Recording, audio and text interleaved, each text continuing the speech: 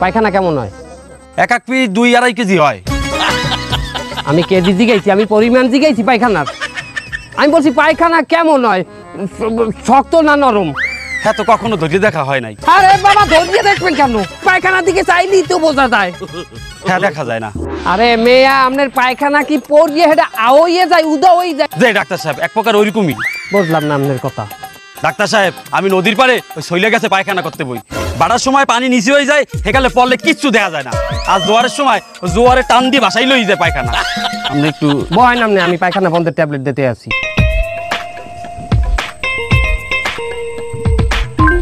হ্যাঁ গুগল, পায়খানা বন্ধের ট্যাবলেট কি?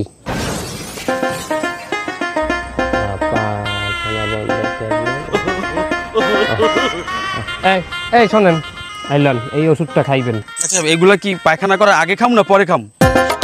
পায়খানার মধ্যে বই খাইয়েন। পায়খানার আগে পরে কেউ ওষুধ খায়? ওষুধ খায় খাওয়ার আগে পরে, খাওয়ার আগে খাইবেন।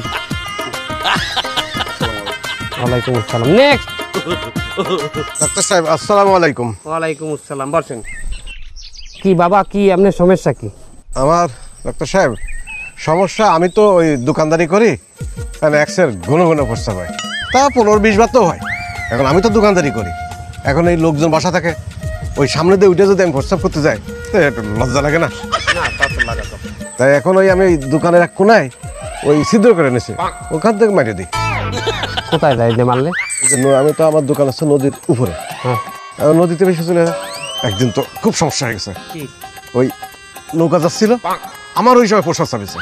এখন আমি তো প্রস্তাব মেরে দিছি, মেরে দিলে ওই মাঝির গায়ে যায় লাগেছে, আর মাঝি তো চেঁচাই উঠেছে। অবশ্য মাঝির সাথে টের পাইনি, ও মনে করছে গরম পানি মারিছে। আমি বললাম, এই তুই চেঁচাচ্ছিস কেন? তুই জানিস না চা দোকান, ওই নষ্ট চা আমি নদীতে ফেলেছি, এখন তোর গায়ে লেগে গেছে, আমি কি করব? এখন ডাক্তার সাহেব এইভাবে কতদিন চলে?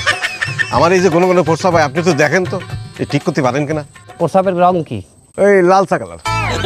মেয়া, লাল চা তো আপনি বেচেন, প্রস্রাবের রংটা বলেন। অরিজিনালি ওই আসলে ওই সাহায্যের রং ওই কালার।